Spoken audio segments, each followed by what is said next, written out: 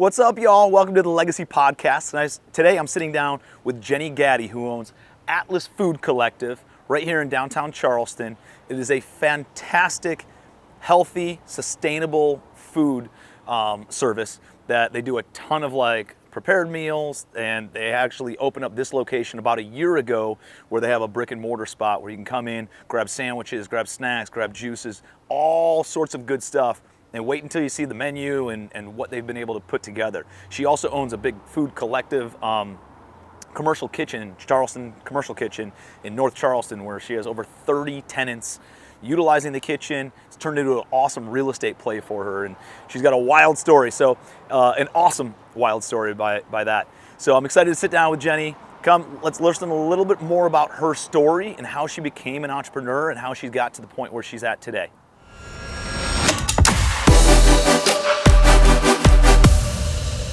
Jenny, how are you? Good. Welcome to the Legacy Podcast. Thank you. So we're here at Atlyss Food Collective, which is your establishment. I know you got the other place up in North Charleston, but we're downtown on Meeting Street right now. And I want to dive into a lot of this. We're going to go kind of like a two-part podcast here.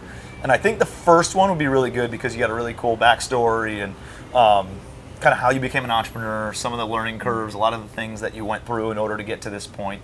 And I think for part two, I'd love to do a tour of the establishment, talk a little bit about how you guys are so focused on what's it called? The sustainability. Yeah.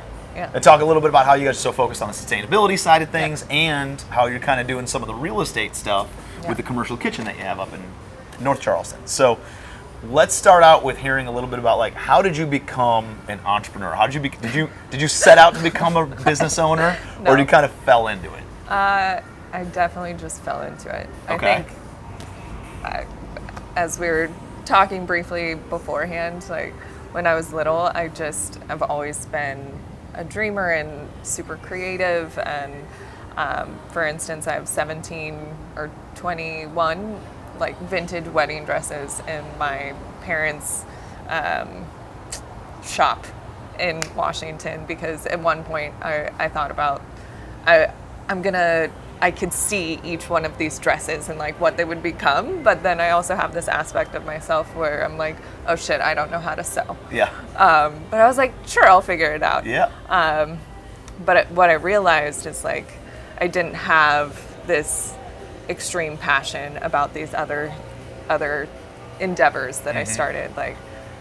When I was living in Hawaii, I started a baking business. Well, I started a cleaning business to fund starting a baking business. Baking is a great passion of mine. Cleaning, not so much, but I very much love organization.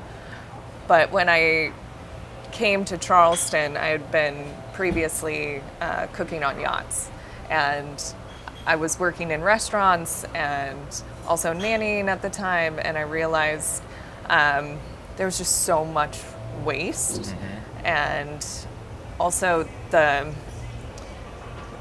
Charleston, great food hub, but there wasn't a lot of healthy options, Right. and especially for me coming from the West Coast, the term granola, or super crunchy and all about vegetables and fresh and all of that, I wasn't finding it here. So all right. So grew up in Washington. Yeah. Seattle area or further east? East. Spokane? Yeah. Cool town. Yeah. Right. You been? I have not, but I've seen a lot of pictures, and I almost bought some property there. Nice. But heard amazing things about it. Yeah. Then you go out to Hawaii. Did your parents own a business? No, my dad worked with the criminally insane. My mom worked with the adult mentally disabled. Wow. Yeah. So you heard some stories growing up. Yeah. I heard some. We went out to the hospital a lot and hung out. Yeah. But my parents, they always had a couple rental properties. So, yeah. Yeah. Well, that's fascinating, right? You see the business stuff. My dad had a couple rental properties, but didn't really like it. He was a full-time policeman. Yeah. But then he had a part-time business that was security personnel and stuff like that. So even though he had a full-time job like your parents did, they also had like kind of these other side things, and it at least I think gives you open perspective on, hey, there's not just one way to make money. Yeah. You can have a primary income source and then have kind of like some subsidy type of things of other businesses and things that you kind of have a little bit more control over. So similar in that regard. So what took you out to Hawaii? Quality of life? Wanting to live in Hawaii?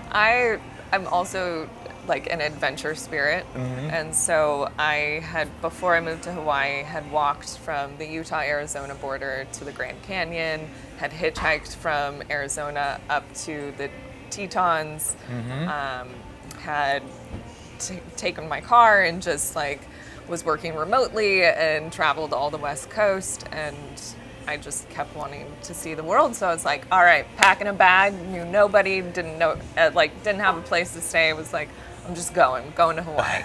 I love it. And I wrote down things that I wanted to happen. Like I wanted to live on a sailboat. I wanted to learn how to surf. Looking back now, I can't remember all of the different things, but like I said, I had not talked to a single soul that lived in Hawaii. Didn't have a place to stay the night that I got there, and it just all kind of fell into place. I love the adventurous spirit, because I think a lot of people have these things on their bucket list. I want to go and like I want to bike across the United States, right? Like that's on my bucket list. I want to drive down from Seattle, Washington, all the way to San Diego, So and beautiful. like do all like you've already done it all, right? And for some reason, I think I got to go and be at this certain point in my life, or like have everything set up, or have everything perfect, and find the exact timing in order to go and do those things. Like, what makes you different? Where you're just like, let's go. And why don't you think more people do that? Like, why aren't more? I feel like so many people are just kind of stuck in this ants marching kind of a thing. Stay in line, follow what the society tells you to do, and I like pushing that norm out that you've done. So I used to go in Washington. There's a lot of hiking trails, and I used to go for walks with my dad. It's like some of the most cherished moments of my life. And I remember being on a hike with him, or it was just like one of our normal walks. And I looked and I was like, Dad, I just don't understand it. I see all these people around me, and it's like, it's like there's this life that is supposed to be laid out for you. It's like you grow up, you do the kid thing, then you go to college, then you get married, then you have the white picket fence, then you do this, and then you have the kids. And I was like, when I think about that, I feel suffocated. When I think about like that, my life is already determined for me. Or there's this trajectory that you're supposed to follow. I was like, there's every ounce of my being that is fighting that, is like wants to throw a temper tantrum and scream. Yeah. And he was like, well, the reality is if that's not for you, then it's not for you. And he's like, you're going to find your own way, and you're probably at some point in your life going to want the house. You're going to want to have kids. You might want these things, but just because we live especially in the U.S., we live in a place where societal norms are so heavily placed on us, doesn't mean that your path is written for you. Right. It's about finding that for yourself. And then me personally, I also really early on, the first love of my life died in a four-wheeling accident. And I understood how precious life is at a very young age, when I was 23. And that pushed me even more to be like, all of these things that ever hold me back, that I'm ever insecure about or concerned about, or any of this, like they don't matter, and it shouldn't hold you back, because we do die. We all die one day, and the reality is, it's like, while you're alive, live. And one of my favorite quotes, which I'm going to butcher, is while alive, live like a dead woman, thoroughly dead. And it just means like live without inhibition, live without restraints, live to fully live. And so that's what I did. I think that's so powerful, and it's a powerful perspective. last week I was had some drinks at the Charleston Best of thing because Legacy Digital had won Best Marketing Company. So I was down there celebrating with Q and her whole team, and I came home and was hanging out on my back porch, and I was thinking about nothing matters, right? Like nothing. And I did a Facebook Live and all this other stuff, and it's like obviously some things do matter, right? Yes. Some things matter, but like the grand majority of weight that people put on most things doesn't friggin' matter. Like it does. Like it's not a big deal. What happens if? I don't know, usually the financial stuff, right? Like if it's a financial problem, it's not a real problem. You know, like there's real problems that people have. If money can fix it, it's not a real problem. Yeah. And we put so much weight on these expectations and what other people expect of us as opposed to like what we want. And it becomes suffocating of people just falling into line and thinking they have to follow this path and this is the only path. And, you know, I'm probably one of those spirits that's like, sell it all, light it all on fire. Like this basket of goods that we've been sold as the American dream or whatever. It's like, yeah, it's cool in some capacities, but it's like, in a lot of ways, it's not worth it. Or there's a lot of negativity that comes with it, and a lot of paving a bad path, I think, for the kids and what they're watching and all this other stuff. Like, light it all on fire and let's just trade it all in and let's go off grid for a friggin' year and just have something for the kids to compare it to. And so I think about that stuff. Maybe that's just being an entrepreneur, that you just want to burn it all down on a weekly basis. Yeah, you're like, let's start over. Yeah, we don't need any of this stuff. Yeah. And so, but like, I don't know, I think the perspective and understanding, you know, some of the quotes that you just shared, like nothing matters. And is there like an exercise that you've gone through of just like, I don't know, building that muscle up in order to kind of break away? Are you doing anything today or like right now in your life? It's like, I'm going to work for 4 weeks. I'm going to go take a week off and go and travel out west or anything like that. Or is it a muscle that people can build up? I mean, yeah. Or is it cold turkey? It's just cold turkey. I think that it's whatever works. It's unique to each person. So it's definitely like anything. You can build any muscle. Mm-hmm. Like your brain, your biceps, whatever muscle it is that you want to build and grow, you definitely can do that. Or you can go cold turkey. Mm-hmm. Like, it depends on where you are in life. For me, I think it was a bit of both. It was, just my entire childhood and getting to be wild and free. Good time to do it, right? Like it's you got all these weights on you, again, societal pressures and stuff when you're graduating high school or college or whatever of what is expected of you. And I think go and take a year off, go and travel for a year, go and like experience cultures that you've never been exposed to before, totally. And just have perspective, have something else to look at. Definitely. Yeah, I at this exact moment in my life, I think I'm like learning to like sit in it more than just go, because I know how to easily do the like burn it all or say fuck it all and like, or you've like exercised I'm that going muscle. for it. Yeah, like, that's a strong muscle for you. Right? Yeah, it's there.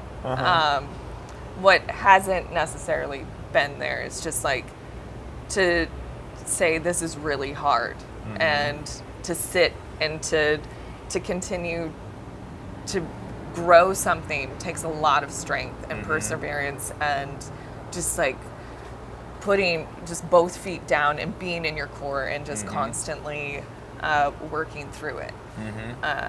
So that's the muscle that I'm currently I love that. working on and growing, because being an entrepreneur, growing a business, it takes that. It's definitely not for the faint of heart.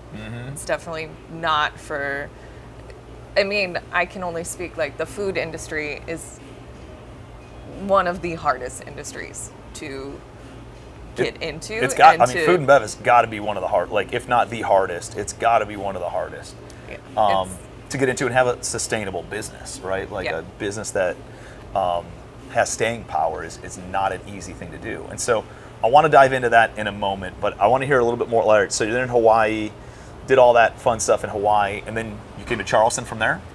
No. So after Hawaii, I was like, I gotta keep going, and I wanted to go to Argentina because I wanted to go and God, climb you're so the mountains. cool. Oh my God, no. But I was like, all right, yeah, Argentina's next. But then one of my oldest friends was in New York at the time, so I was like, all right, I gotta make a pit stop, New York, see her, catch up. And when I got there, I was like, oh, I was just hanging out. And then one day I was like, okay, I don't know, I'm just gonna see what jobs are going on here. So I saw a job for an artisan bread baker, and her apartment was in Brooklyn. But if you've spent much time in Brooklyn, it can take you like an hour to get to another place in Brooklyn, maybe even longer. And I lived in Park Slope for a little bit. Nice. I think she was in Williamsburg at the time, and this restaurant was in Park Slope South, or not Park Slope. Yeah, what's the big? No, Prospect Park South. Yeah. I lived on Prospect Park, right at the tip in Grand Army Plaza. Oh, yes. Yeah. So, but it was at the it's bottom. not easy to get from Williamsburg to the bottom of Prospect Park South. So I was like, you know what? I'm gonna walk 7 miles to go to experience the neighborhood, to see this place, to see if I can live here, get behind it, do whatever. You gotta go through some good neighborhoods and bad neighborhoods in order to do that. Yeah, and so I walked the 7 miles to this restaurant called Leia, and had dinner. So the night before my interview is when I walked to have dinner to also just try it out. Sat at the bar, looked in, and saw just these hands working the dough. I don't know. Energy to me is a real thing, vibrancy and all of this. And there was just something about it felt like love or magic or something was emulating from these hands, working this dough. And I was like, I don't know if that's just a person working the line or whatever, but I want to work with this person. Yeah. And so you think it was a person or the act of making bread, I guess? I don't know. I think it was probably a bit of both. At the time, I equated it to the person. I just felt like there was something about this human that I was going to learn this. I wanted to be around that. Had you been in the food industry yet? Yes. So I started in the food industry serving when I was 16 at a country club. And then I went to school for graphic design and marketing. And when I got out of school, I was designing a food and wine magazine that was in 3 states on the West Coast. And then when I was doing my traveling, in exchange for staying with people, I would cook for them, because I did Servos International and then couch surfing for a while.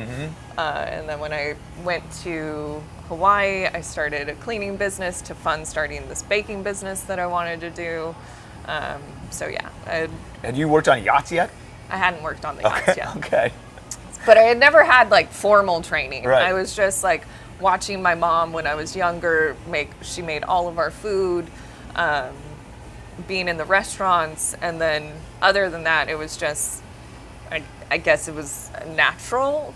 But this is a whole nother story, but I used to throw these parties at my house and invite all of these people that didn't know anyone and ask everyone to bring in an ingredient, and then I would cook and I would paint my walls white and I would have them paint, so they would get out of their box. And I was like, just paint on my walls, get to know each other, have a drink, I'm gonna cook. And then you guys are all gonna go outside and I'm gonna invite you back in when it's ready. And we're all gonna sit on the floor and eat together. And it was a random group of strangers. And it was that was also one of, just love those moments. That's amazing, yeah.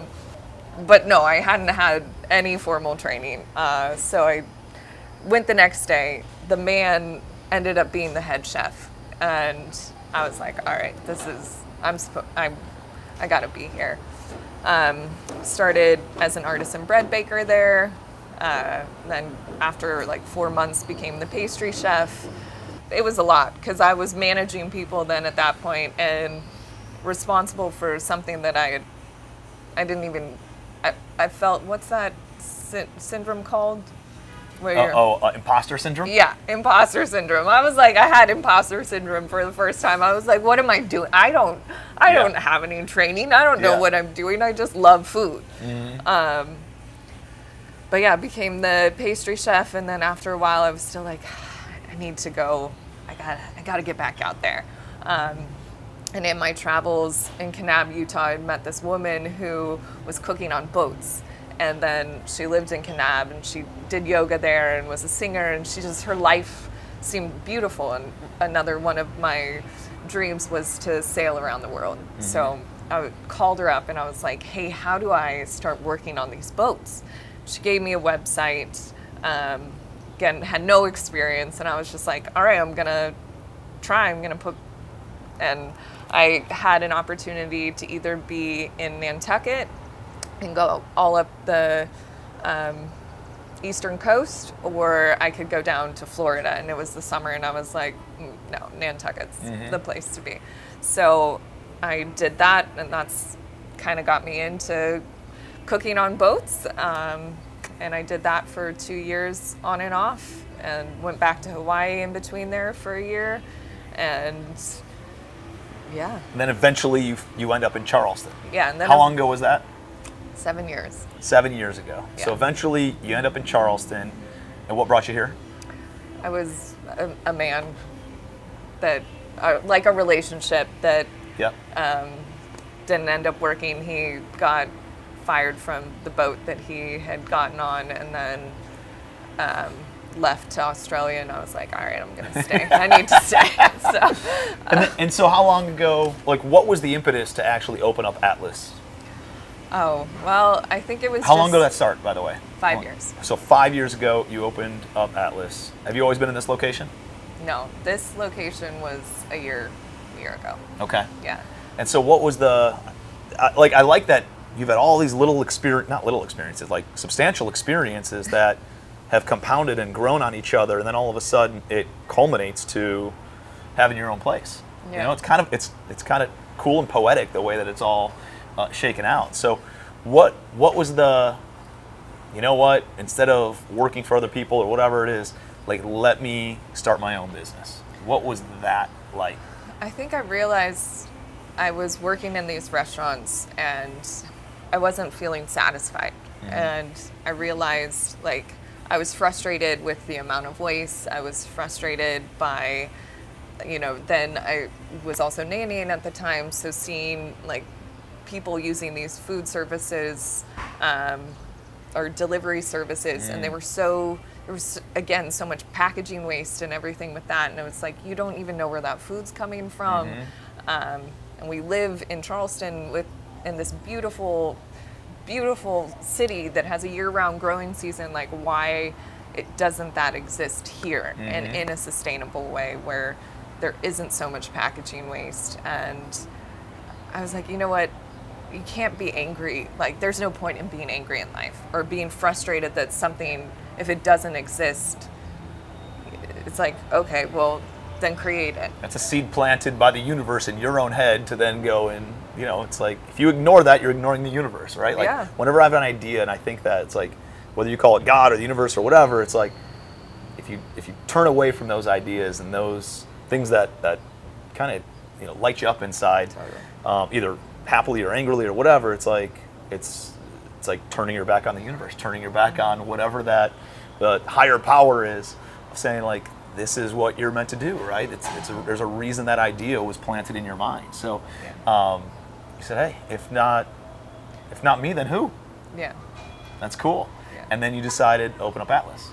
Yeah, so Atlyss started as a weekly meal delivery service. I started it in my kitchen, and I worked at the time I was at my Maison. So I was cooking at Maison and then nanny. Fantastic restaurant. Yeah, amazing. Love Vandy. Incredible chef. Before that, I was at Zero George. So, like, got to work with some really great chefs in the area and learn a lot. And then I realized like, so I was cooking in my kitchen and working these 2 other jobs, and I would get done sometimes at like 4 a.m, finishing the cooking to package it, to then go deliver, to then go into Maison, to then the next day wake up, nanny or do it. And it was a lot, but it was like, I guess this is what you have to do. And the woman who I was nannying for, Grace Cowan, she's like, she's the reason that I pushed. It was like, the saying, you don't know that which you don't know. I was like, I see these people and like, I don't want to do it. I don't want to work the 80 hours. Like, this is what I'm, one of the things that I hate about the restaurant industry and all of that. And she was like, well, if you're passionate about something, if you want to start a business and it's going to be successful, like, you have to put in the work. Like, you have to do it. And it's just like the what is it, 5,000 hours? No, 10,000. 10,000. Those 10,000 hours that people talk about, like, that's real. And so if you don't want to do it, then she's like, that's okay, but that's what it takes. She was like, and the choice is yours. If she wouldn't have said that, I don't know if I would have really prepared myself and like getting that question handed to you, like, here it is. I mean, there's You make that scientific choice. fact, Yeah. and I actually talk about the 10,000 hour. It's science, right? There's books written about it. There's scientific studies about it, that it takes 10,000 hours of doing an activity in order to become an expert in that activity, or an expert in that industry, or an expert in that whatever you're doing. And I think that's why a lot of people don't get further, because they never get to that expert, right? But if you don't know that exists, that you have to put in 10,000 hours, then you're like, I put in 2,000 hours. I feel like that's a lot of time. Yeah. And I'm not where I want to be. And then they jump. And then they need to start the clock over at another 0, and they get up to 2,000 or 3,000 or 4,000 hours, and they're still not at 10,000. And they never hit that momentum, because things get easier after 10,000, right? Yeah. You got to embrace the suck of the first 10,000, because it is horrible. And then all of a sudden, like, you're an overnight success. And all of a sudden, and 10,000 hours is, if you work 40, 50 hours a week, you're talking about 4 or 5 years that you have to put in the work in order, a full-time effort, in order to then get to that expert level. And that's hard for a lot of people to do, especially when it sucks for 3, 4, 5 years. But then all of a sudden it's like something clicks and you're that overnight success, or you have this hockey stick growth after that. It's very slow. It's almost like the universe is testing how bad do you really want it, and then as soon as you dedicate, and then it's all of a sudden you get that big contract, or you get that big buyer, you get that introduction that gets made, and that exposure and whatever it is, and things get easier, right? And you're putting less effort, making the same amount of money or more money or whatever, and this compound effect kind of sets in, Yeah. Or you do the work and you build the team, It's like you build the team, and so life never stops. There's new things that come up, but it's like, I have all of these things in my tool belt now. I've gone through, like, that really sucked. And so this is, like, it's hard, but it's not that bad. Right. Especially if you know that there's an end point, or like, that, hey, I'm almost to the 10,000 hours. It's almost like this little checkpoint on the journey of, it's not the destination, but it's a checkpoint on the journey of, like, if I can get there, I know things are going to get better. So it's like, I don't know, if I'm at the gym and I got to put in 20 reps, I know I have to put in 20 reps, right? I know that even at 5, it's like, there's an end in sight, right? I get to 10, hey, I'm halfway there, all right, 15 reps, and then all of a sudden you get to the 20, and you're like, okay, great, that wasn't as bad, because I knew there was an end. When you don't know that there's an end in sight, sometimes it can be overwhelming, and you fold faster. So you've been in business for 5 years now. How have things grown and transitioned over the course of the past 5 years? There's been, I guess, many ebbs and flows. In the beginning, I think, like, COVID for us was actually a really positive thing, because of the kind of food that we do. It felt like you were having a restaurant experience still at your home. There came the easeability. I mean, there was a very short period in the beginning of that where there was somewhat of a lull because people were nervous about, I think, receiving anything from outside. And they also were like, oh, I have all this time, like, and I have to be here. Maybe I should Cook themselves. And then I think they realized, well, I don't actually like to cook. I mean, when you think about COVID, like I think about how much we went out and wanted to support local businesses too. Yeah. Of like, I don't want these restaurants, my favorite restaurants, to go out of business. Let me make sure that I'm ordering food from them, so that way they can sustain their business during this chaotic time. And then I remember ordering food from a couple, like this one Greek restaurant that has like amazing dips and gyros and all this stuff. And I remember going there, and it was like, we're busier than we've ever been. We're making more money than we've ever made. I'm like, what? You know, it seemed like there was a huge push, you know, to support local and support small businesses and stuff. Yeah, so we 3X'd during that time. Wow. Which was incredible. It allowed like that success. Had a great team, like built a great team at that during that period. It allowed me to be able to purchase the commissary kitchen. You know, there was a lot of wonderful growth that happened. And then after COVID, and we didn't have a brick and mortar or anything, people went, then it was kind of like, oh, it shot down because people were wanting to go out because and actually just be at a place, you know. So we had to work through that period of like the downward And you hadn't motion. you didn't have this location until, you said, about a year or two ago, right? Yeah, a year ago. In June, the beginning of June will be a year. So, you know, that's part of being an entrepreneur, part of business in general is like, which I did not retain much from business school, but I do remember like the growth period, and then there's the lull, and then it's like you either have to restructure, rebrand, or pivot, or do something to again find that upward tick, or else you're gonna plateau and then you might die out. Yep. So that's a very real thing. That whole, and I remind like myself the life of it. cycle Of it's a business. right. Yeah. Everything is cyclical all the time. Seasons are cyclical, right? Yeah. Why would business or anything else be any different?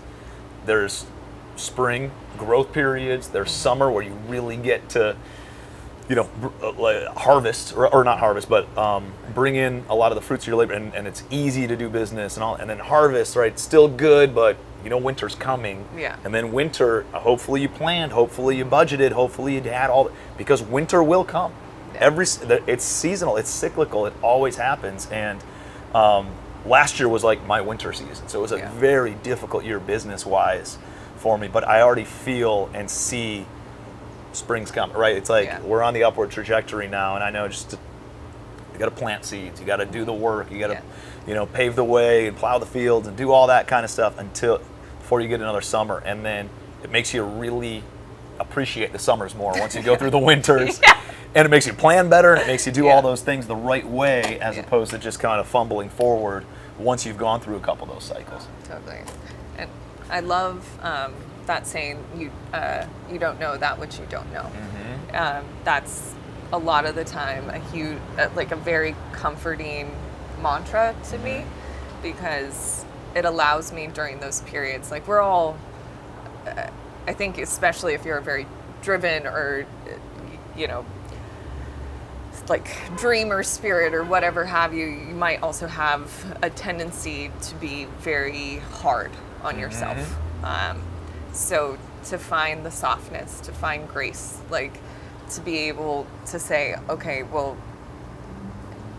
you have to keep going and maybe find some kindness because you didn't know. And now that you do, okay, so now what? Like, how are you going to move forward?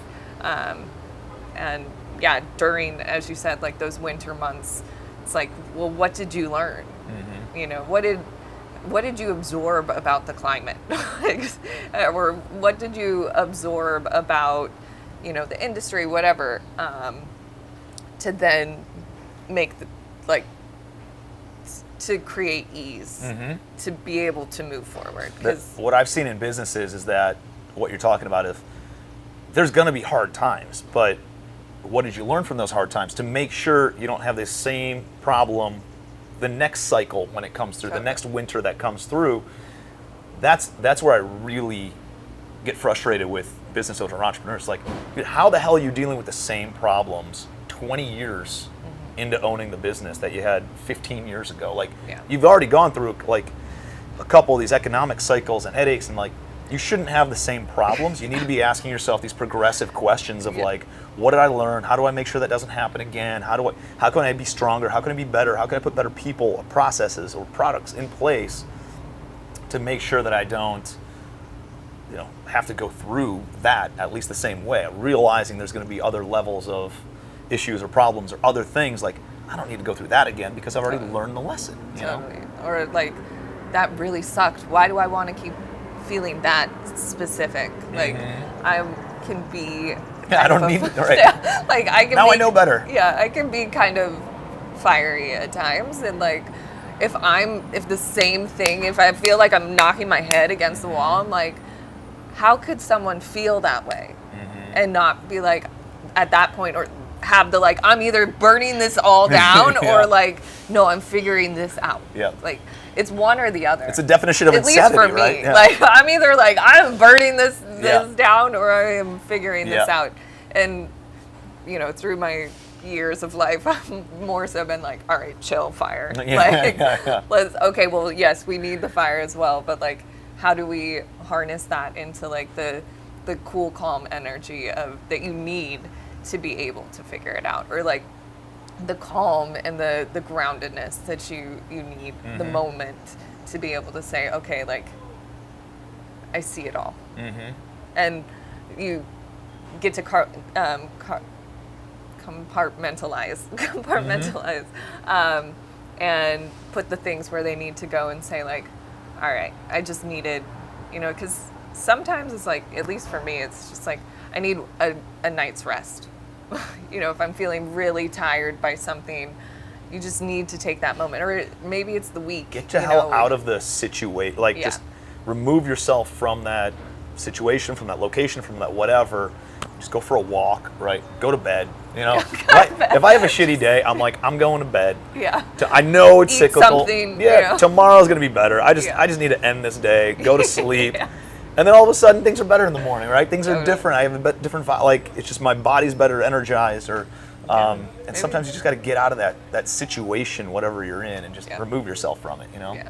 Or just let it move through you. Yeah. Because like, I think a lot of the time, if you are in it, like you're saying, you can't see anything else, and that energy is just like is pulsing through whatever is happening. And sometimes it is all that it takes is just a night's rest for that to move through, or maybe it is a little bit longer of a period. But like, you have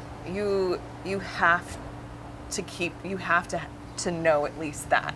You have to know that you can't, to be successful, or to even just be sane, in business, in life, in anything.